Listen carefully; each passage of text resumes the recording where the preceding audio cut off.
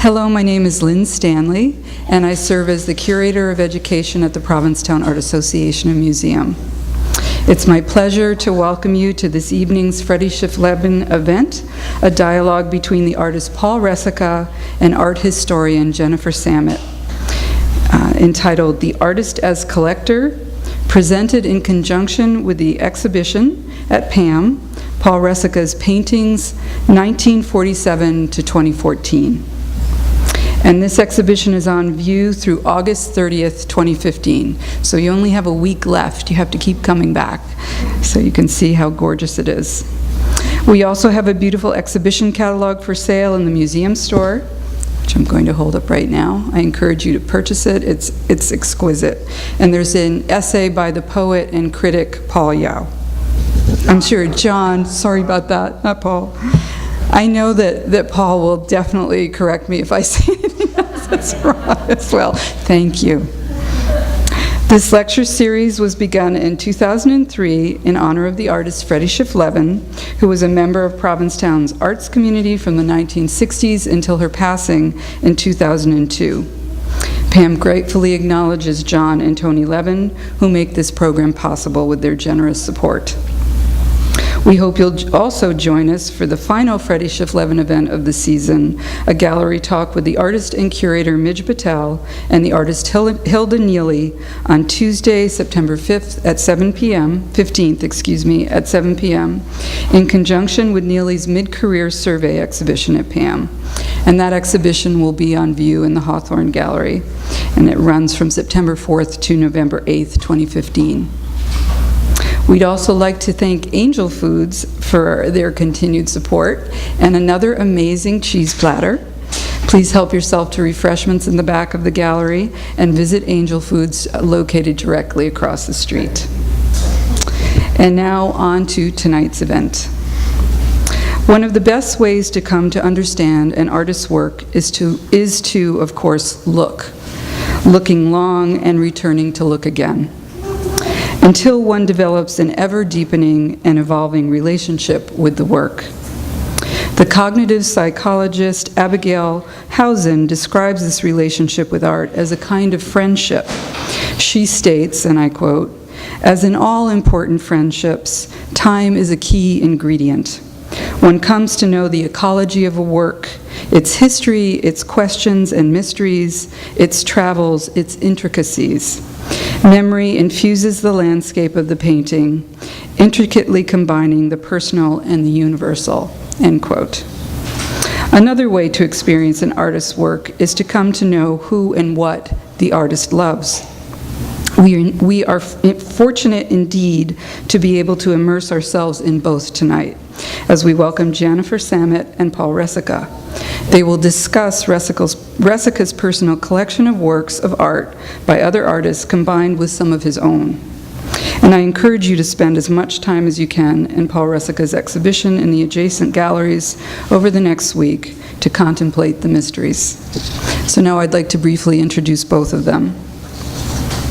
The painter Paul Resika was born in New York City in 1928. He first came to Provincetown in 1947 at 19 to study with the painter Hans Hoffman. He has received numerous grants and awards, including a Guggenheim Fellowship, an election to the National Academy, and the American Academy of Arts and Letters.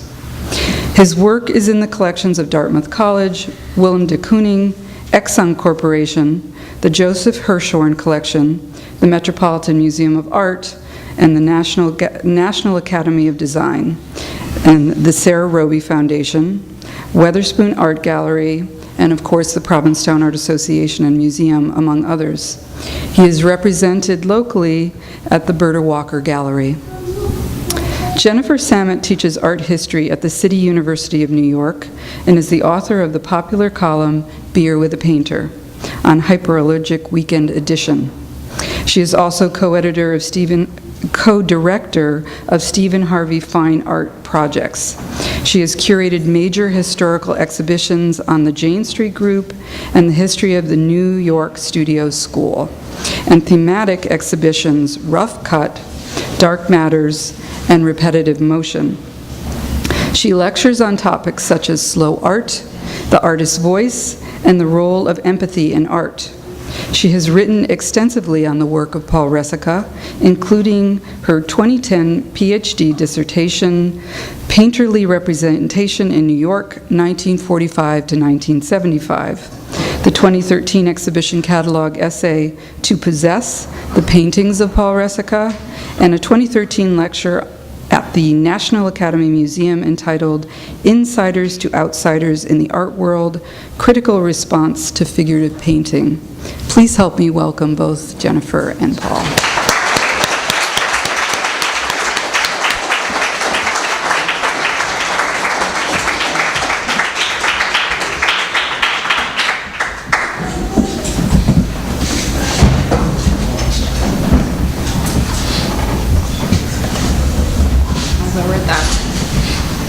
Thank you, Lynn. Is it on or no? No, okay. No, it's on. Okay, good. That's important, right? Thank you so much, Lynn, for that introduction, and thank you all for being here. It's such a pleasure and an honor to be here with Paul, and this is such a beautiful show. So thank you to the museum and to Rob Dutoit and Donald Beal. It's really so special that people close to Paul could create an exhibition like this, and it's very unusual to have a show curated by people close to the artist. So I really appreciate it. Thank you.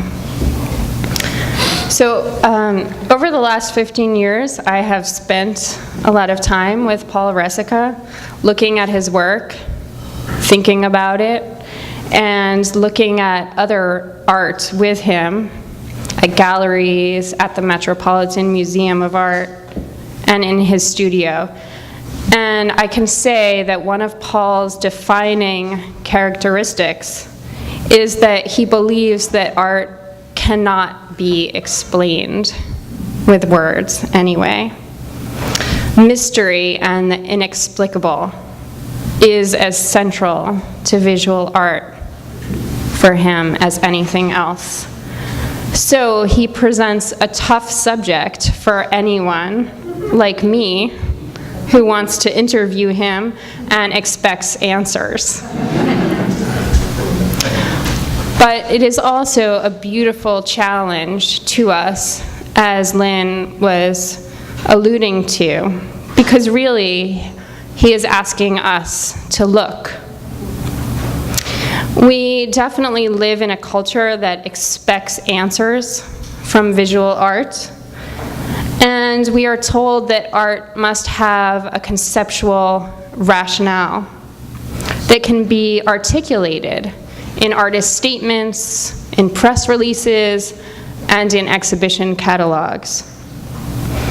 Just a few days ago, in fact, I happened to visit the Brooklyn Museum of Art, and I noticed that underneath certain objects were these special labels that were basically directing visitors to an app. They were directing them to download an app, and they said, ask. So they were directing the visitors to ask very specific questions that would, I guess, be answered in this app. Like next to a Franz Hals painting, their visitors were being directed to ask, why is the subject's hands out of the frame? But for Paul, those kinds of questions, to explain your own work,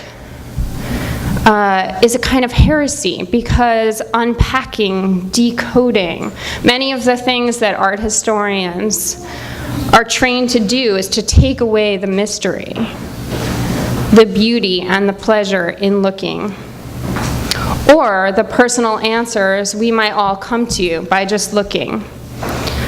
And art schools now train their students to explain their work, to come up with artist statements before these young people really even know who they are. So it would be unacceptable for an art student to say, I don't know why I did this, or I did this because instinctually I just felt like this figure should go here, this mark should go here, or this composition should be this way. But Paul comes from a different place. So that is why we are not doing the standard artist talk here. That was the long introduction to explain that. By the standard artist talk would be to show Paul's work and ask him to explain it. But instead, what we are going to do is to take a tour via visual images of Paul's collection of work by other artists. The homes that Paul shares with his wife, Blair, Resika, here in North Truro and in New York City are lined with the work of other artists. And over the years, they have amassed a wonderful collection. And it's a collection that is special because it is so personal and eclectic. So some of these works that we'll be showing you today will be well-known names, but others will not be known names. Some are artists that are nearly forgotten, but nevertheless significant. And they are significant especially to Paul and Blair. They're friends of his, they are artists that have a special meaning to him, or their work that he acquired under certain special circumstances.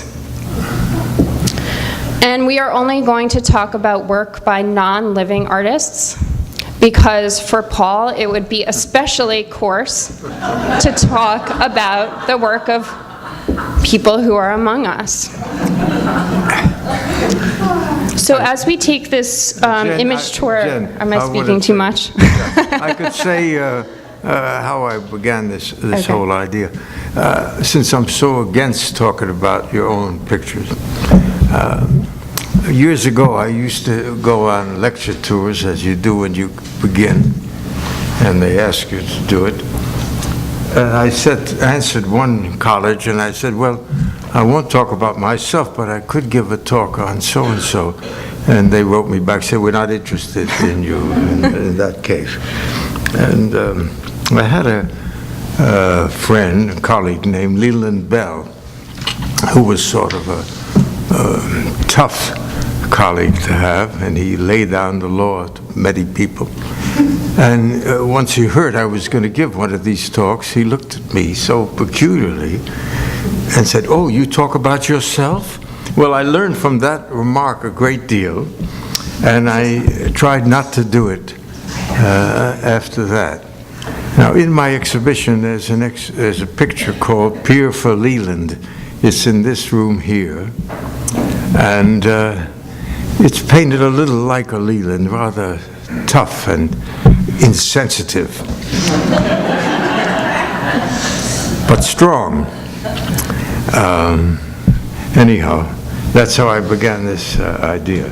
So, shall we get started? Yes, let's get started. Good.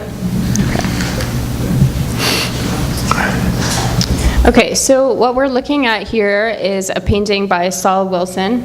And Paul, you began taking art classes with Saul Wilson when you were 12 years old. Yeah.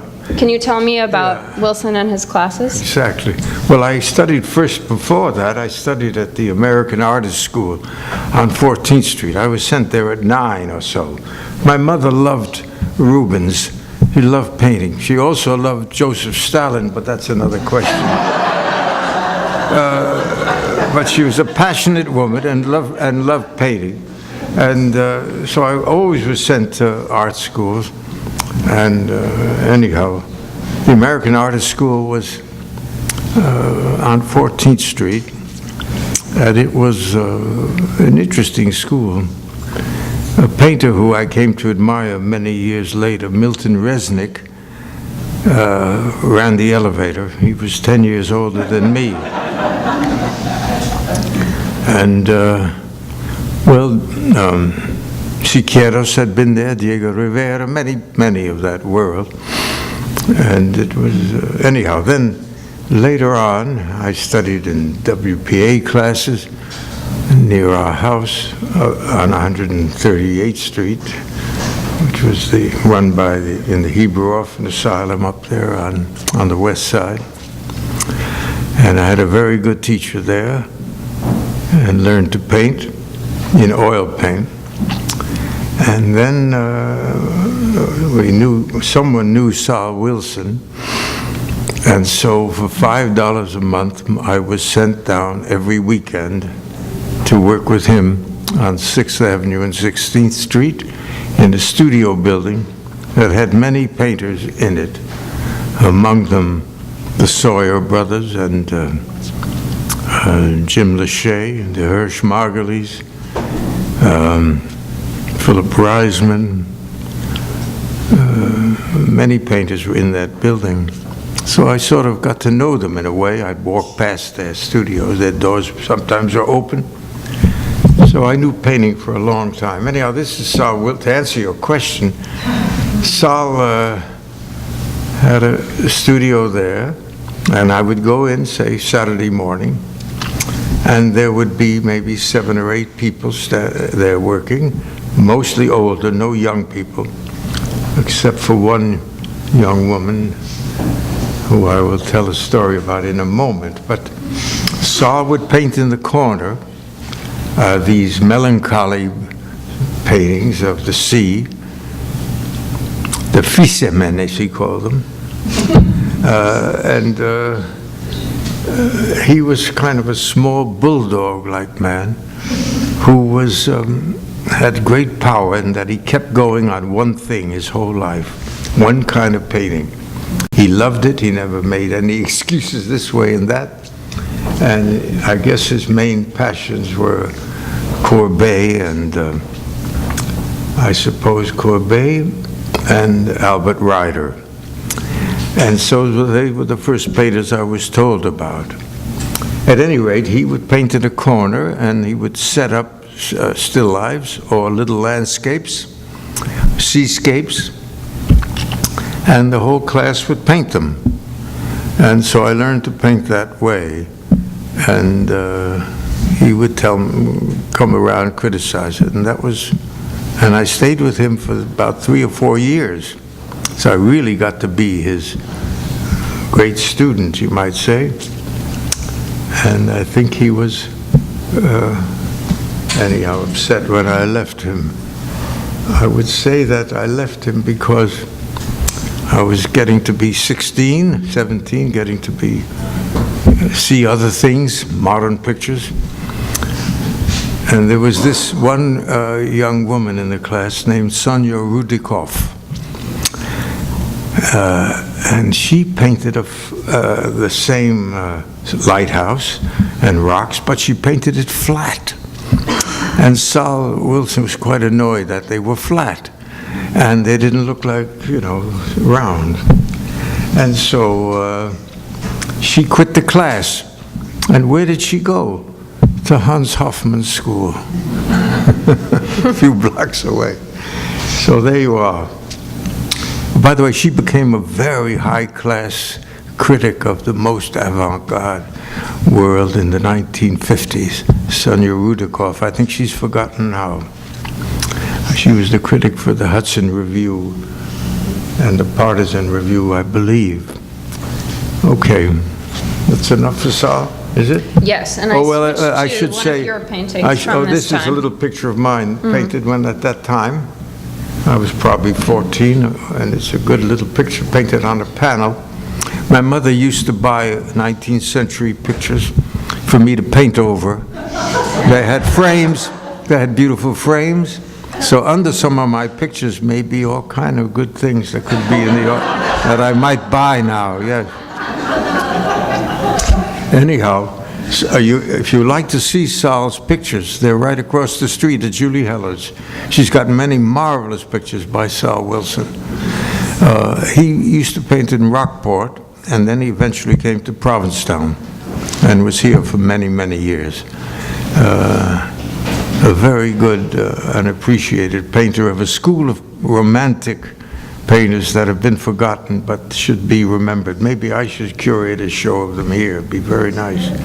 Of those romantic painters. They were all Jewish and Italian kids from New York who became these painters here. I can tell you their names were Liberte and Di Martini. Number 2 are the best. Anyhow, that's enough. Okay, so as Paul mentioned, after he studied with Saul Wilson, he went to the Hoffman School. And this is a painting in your collection, in your house here on the Cape, by William Freed, Bill Freed, who was a classmate of yours at the Hoffman School. And I know that you shared a subway ride uptown with him. Maybe you can tell us about him. When I entered the Hoffman School, it was, by the way, very few people went there. You should know it was a very quiet place in 1945. I went at night, and I was still in high school, but I would take the subway down. And you'd come in there, well, maybe there were 5 students, 6. One of them was Bill Freed, and he'd been there 10 years. Then a few others had been there 3 years, 5, like that. And the model was posing. Everyone worked in charcoal. It was silent and very serious. And Hoffman came on Tuesdays and Fridays and walked around, and you followed him and listened to his criticism. And Freed, I've often told the story, I may tell it again, we used to ride uptown on the 8th Avenue subway together.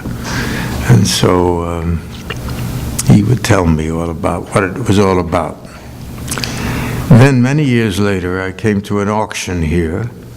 In those days, they used to auction living artists as well as dead, which is a horrible thing to do. And I bought this little picture for $50, and I was so embarrassed because Freed was standing right next to me. It was a terribly embarrassing thing to do, and yet I bought several of them eventually. Now this picture is painted on wood. He was a carpenter, by the way, Freed by trade. It's painted on wood, and he would paint on both sides. And when he was finished with his day's work on big pictures he would cover these little panels of wood with these wonderful little pictures. He left many to the Art Association, and many were sold here to benefit the scholarships of various things. Anyhow, that's Bill. These are paintings in your collection by Seymour Reminick, who was another classmate at the Hoffman School. He studied with Hoffman, and then he returned to Philadelphia, where he was from, and painted plein air landscapes of the outskirts of Philadelphia. And I know, Paul, you've talked about how he really painted atmosphere, which is not prioritized in modern art. Maybe you can tell us about Reminick and his transition from the work he was making at the Hoffman School to this kind of work. Yes, well, you have to see his paintings. They are something marvelous.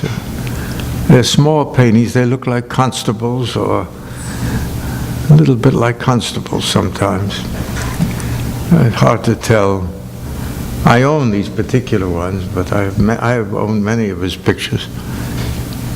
He lived in, I can't say much about him, but I thought he was the best landscape painter in America. And I still do.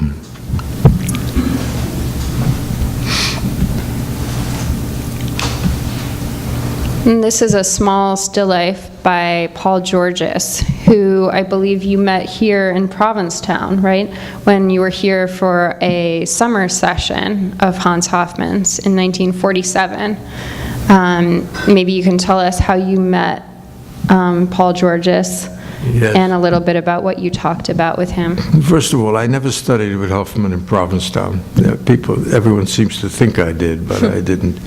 I just came here and lived here for 4 or 5 months in a boathouse behind 350 Commercial Street. In those days, you could rent a big boathouse if your father paid for it for $300. And I stayed 4 or 5 months here, and many painters stayed with me, etc., etc. Anyhow, Georges was sort of the strongest friend of mine, the closest frenemy, as we used to say in the art world. A tough friend to have, and a terrific painter whose Had a big reputation for a while, but it seems to be gone now. Paul George's. This is a little picture, beautiful picture of I don't know if you can tell from the slide, of an apple, simple. Yeah. He painted great big pictures too. But you have to look him up. Well, we were friends all the time. I could say how, if I was giving a talk on George's, I would describe how I met him. He lived in a garage together with someone else. No one could get places if they didn't have money. He lived in a garage, had a bed, and he had one book and one phonograph record. I always remember that. The book was Ulysses, and the phonograph record was a octet by Stravinsky. And that was it. And that was George's in a nutshell. He was single-minded. Go ahead. Okay, so the next two are works by Howard Daum. D-A-U-M. And this is of Provincetown. That's right? a view of the library, the church up there. Mm-hmm. Yeah, done from across the street, right there, in 1947. Yeah, I own that picture. A beautiful picture. There's another by him. Keep going. Yeah, this is a later picture. He's a terrific abstract painter. He believed in the abacus as the principle of composition.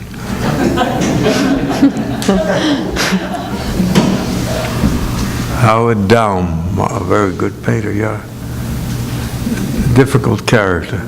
I met him coming back from the beach. I was riding my bicycle, and I saw a man burnt red with no shirt on.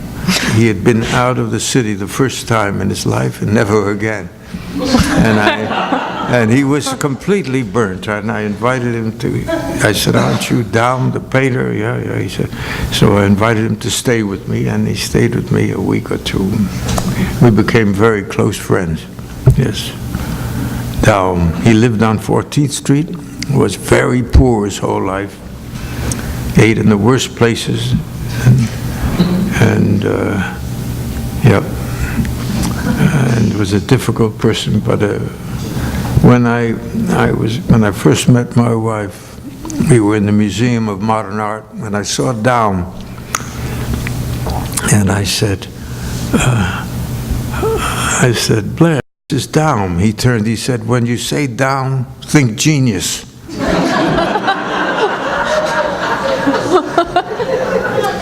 But look into his pictures if you can. He's the founder of the Indian Space School. It's a funny school that lasted a few years. Many people dipped into it, among them Chris Bucer's father, Will Barnett, many painters. The most well-known of them was Steve Wheeler, but Daum was certainly the best of them, in my opinion. Yep. I've got a lot of his pictures. Are there any more of his? Just those two. Just those two. Mm-hmm. This, yeah.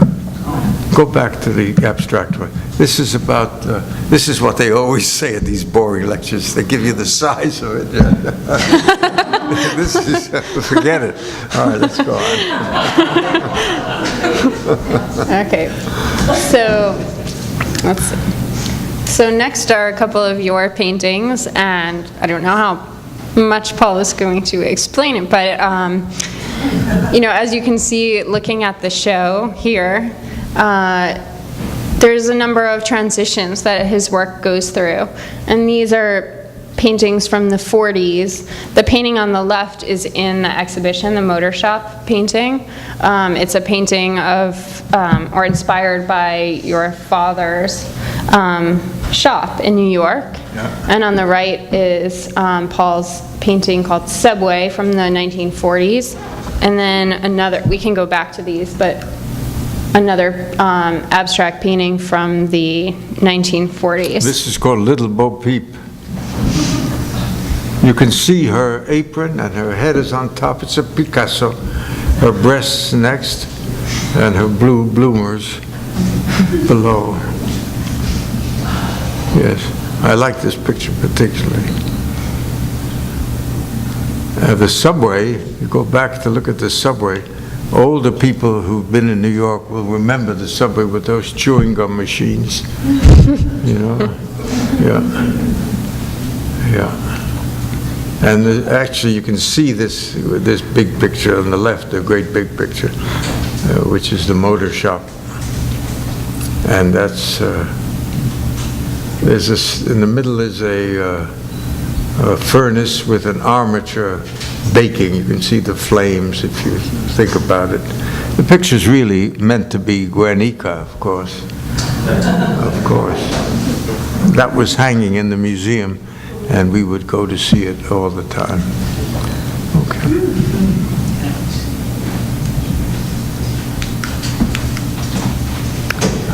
So this painting is also in the exhibition here.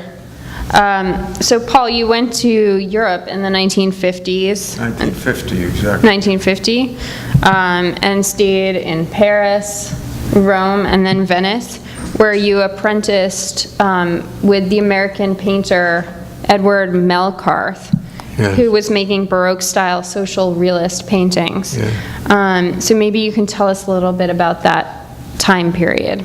Well, Melcarth, I think I don't own a Melcarth. I owned one, but it was stolen from me.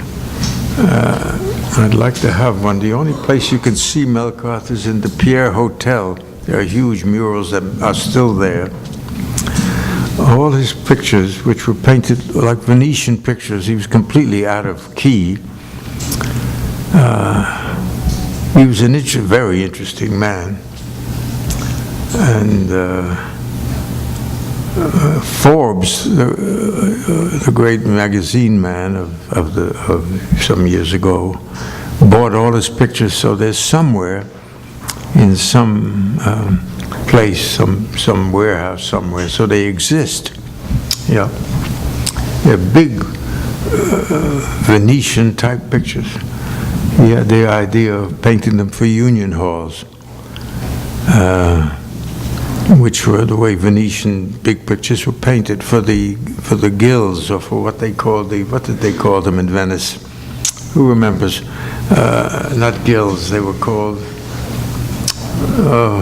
scuolas. Yes, like the Scuola San Rocco and the Scuola San Marco, etc. Anyhow, I could say a lot about Melcarth, but we haven't got too much time, so if you ask me more, I'll tell you about him, but go on. We'll skip over this radical transition. That was I worked in Venice I went to Venice knowing nothing at all. Being an American, I mean, I was a barbaric kid. All I knew was abstract painting, El Greco, a few things like that. Like all young Americans, I was barbarian, and I somehow lived in this great palace, which cost very little money at that time in Venice. And so when I entered that, when I went in, I said to the landlady, "These dark paintings up here, I don't want them here." She said, "Okay, we'll have them taken down." And by the time I left, I realized they were Domenico Tintoretto's, both of them. Domenico's the son of the great Tintoretto. At any rate, they were not great pictures, but they were pictures I aspired to by the time I left. After that, I went to Rome for a year, and then came back. So this is a painting by Caldus, who you met in Rome and who became a lifelong friend and, as you say, a critic of your painting. So maybe you can tell us about how you met Caldus in Rome and what he said to you. Oh, yeah. Caldus was Greek, heavy, great hair on his nose, very bohemian. Well-known bohemian in those days, and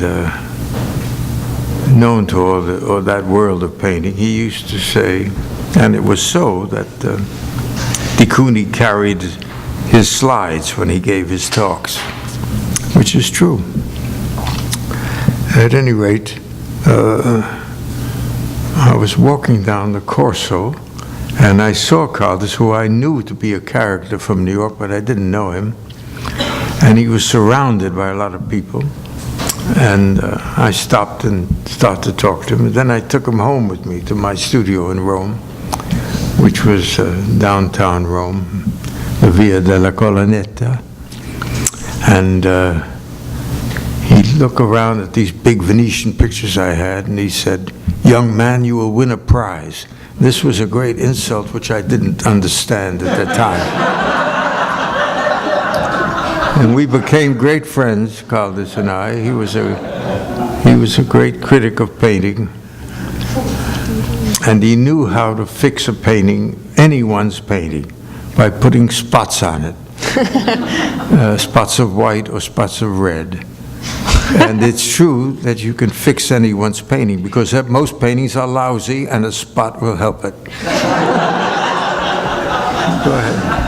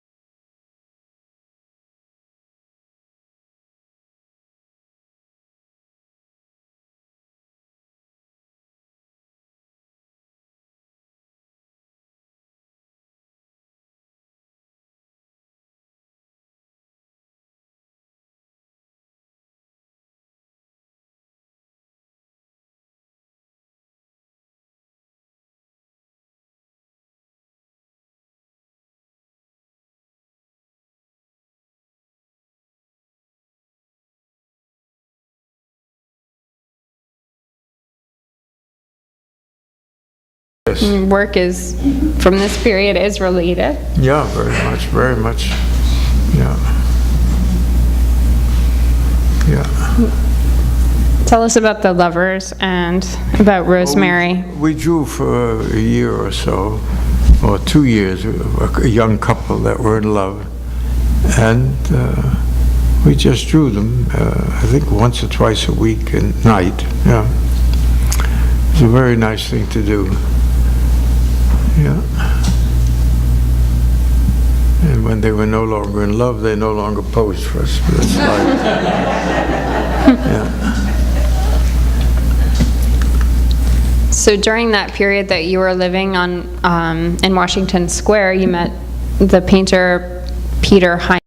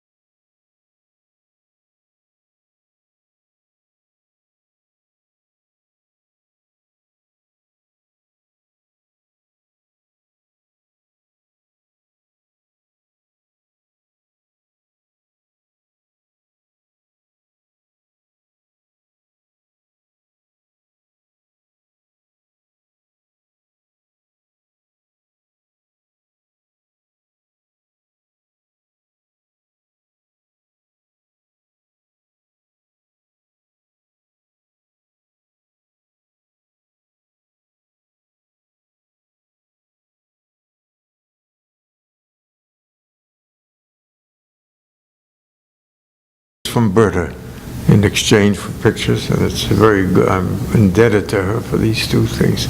That's a Marsden Hartley, who you all know, I suppose, I presume. Yeah.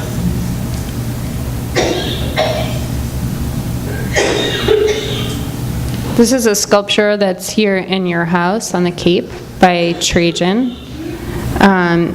Trajan wasn't someone that you knew, but a sculptor that you admire.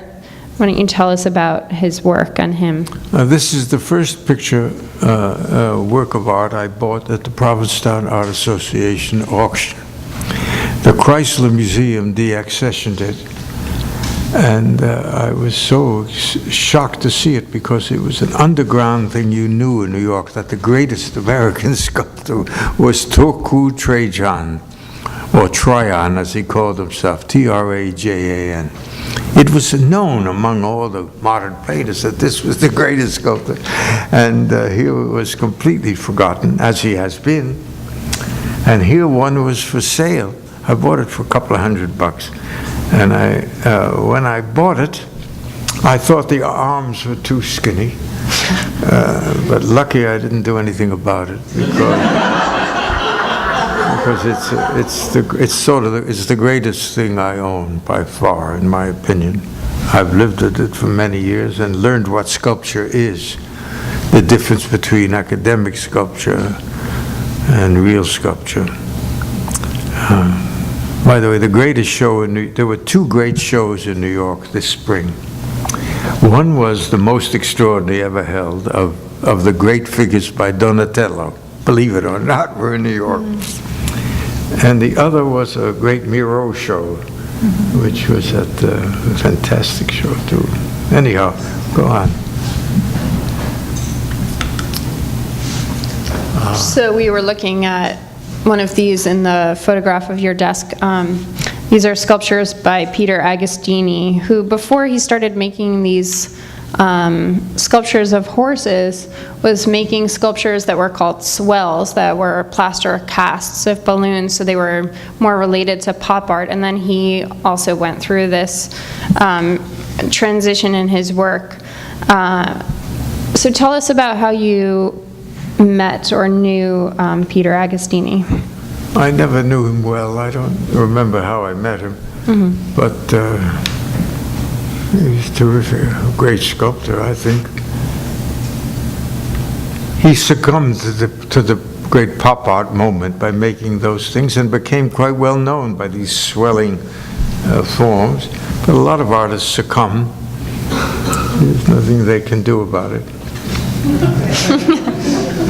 Go on.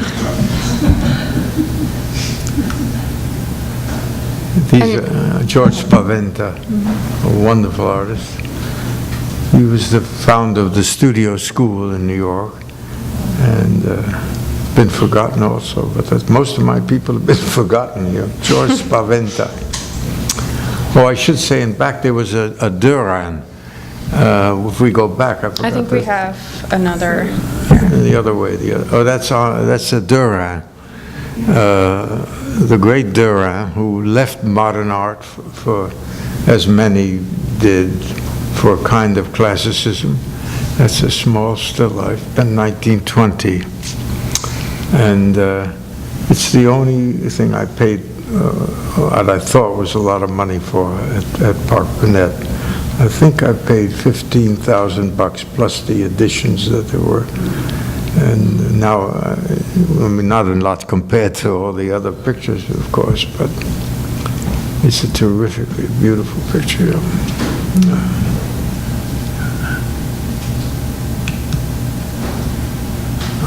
And this is a Resnik from your collection. How did you come to acquire this piece? This is the only picture I didn't buy. I believe in buying pictures. I often tell people that because, well, the first time I had a show, I bought a little picture from someone on the street, and it brought me good luck. And so I've always done it. Now this was left to me in his estate he left a lot of paintings, and they maybe had to give it for tax reasons, I don't know what. He's a painter. Everyone know him, Milton Resnick?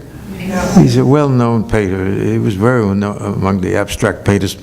He was 10 years younger than de Kooning, and was de Kooning's shadow and great friend, as de Kooning was to Gorky.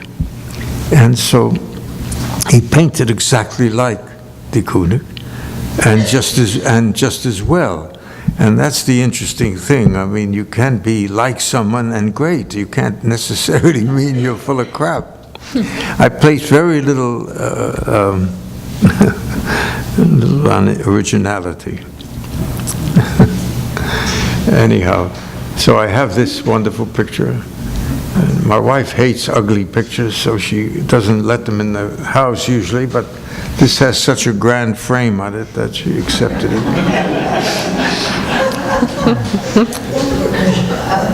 But I like ugly pictures.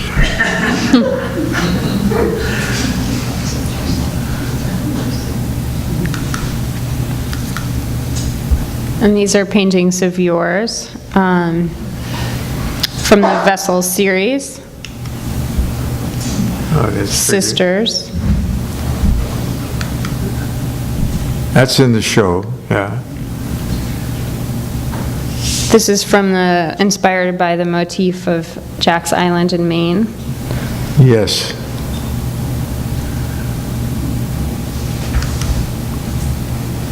This is Joseph DiMartini. He was the best of those romantic seascape painters. He was the chef d'école, you might say. But in his 40s, he went to Paris to the Matisse show in 1960 or so it was, or 50 something. And he was utterly slain by Matisse and became a metaphysical artist. And I own a lot of his metaphysical pictures. You see them sometimes, and Julie Heller has them sometimes too. And it's a wonderful picture. I've got quite a few of his pictures. Are there any others of his in this group? Not here, but we have No.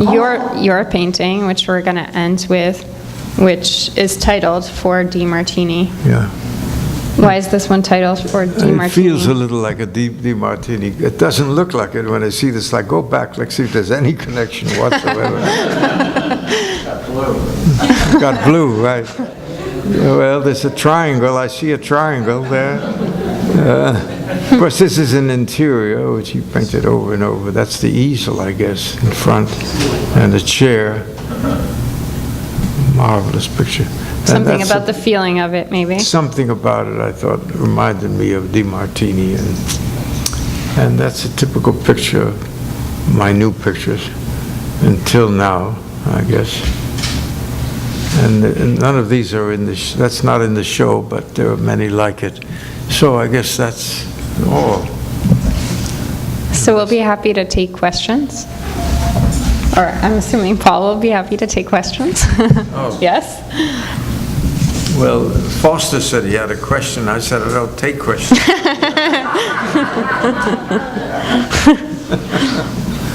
How do you determine, I mean, I've been collecting your work for 20 years, and how do you determine when you'll start and create a new series, like the boats in the Bay series for many years, and then there was the pier paintings, larger and smaller. Then there's the lighthouses. There was a series of lighthouse paintings. Then there was a series of the ones that she referred to of the lake in Maine. Yeah, I don't know. I can't. How do you determine when you're going to I have no. move to a new series? I can't possibly answer that. I have the faintest idea. But I notice when I'm in the front room of the show, it looks so, they look so disparate because between the motor shop and that big Corot-ish, huge landscape from Volterra. It's almost 20 years. So you got to remember that. In time, you change. I mean, how could you not? I guess you could paint the same way all the time. Some people do, yes, as I said. Yeah, Wilson, you would know all the time. It's true. I remember once that you said to me when you saw the Provincetown pier and this motif that you just knew was yours. Oh yeah, when I moved to Provincetown, when I rented a house in 1985 or 4, it was right across, up at the East End. And when I went across onto the bay, it was so perfect. As soon as I saw it, I knew it was my subject. And I began to paint it every day, morning, noon, and night, or morning and evening, or mostly evening, actually. And I've made hundreds of pictures. At that time, Jim Forsberg had an art store with very good supplies. And I would go and get very heavy paper, made by a very heavy 300-pound paper. And I would paint it on that paper, very quick sketches. I did many, maybe hundreds. And many I've sold, and many I still have, right, exactly. I knew it was my subject. And curiously enough, the first time I painted there, I saw some brushes and some paint sitting there. So someone else had discovered it. And years later, I found it was by a young kid from Provincetown. At that time, he was young, named Ray Nolan, who's still alive around here somewhere, who had a perfect sense of tone, of values, let me put it that way. To paint landscape, you've got to have a perfect sense of values, and that meaning the relative dark and light of things. And he had that gift. Some people never know that. Never. Yep. Any more questions? Yes. A lot of what you've shown from your collection looks like the history and the connection that you have to the artist is the most important thing, not necessarily what the subject is or whatever. Do you, to this day, still look for things to collect that you have a connection to new artists you meet? Or is that basically just what evolved over the years? I mean, when you look today, what do you... Oh no, I still get pictures. I still have pictures. Endless numbers of pictures of people. Yeah.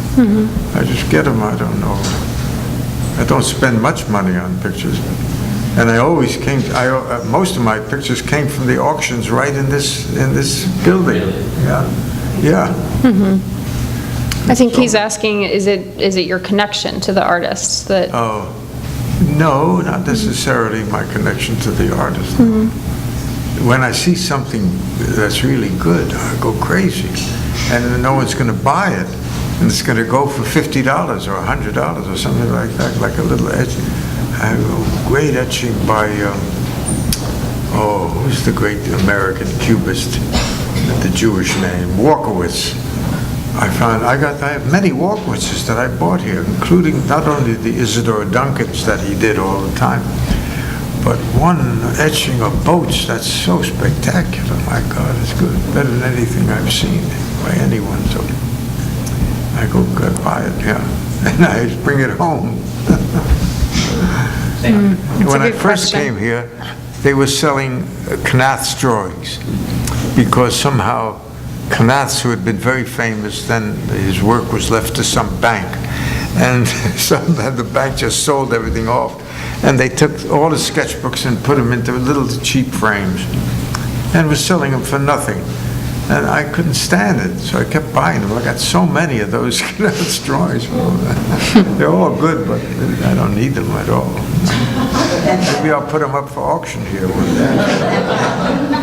Yeah. Yep. Thank you. Okay. Any more questions? Good. That's good. Okay.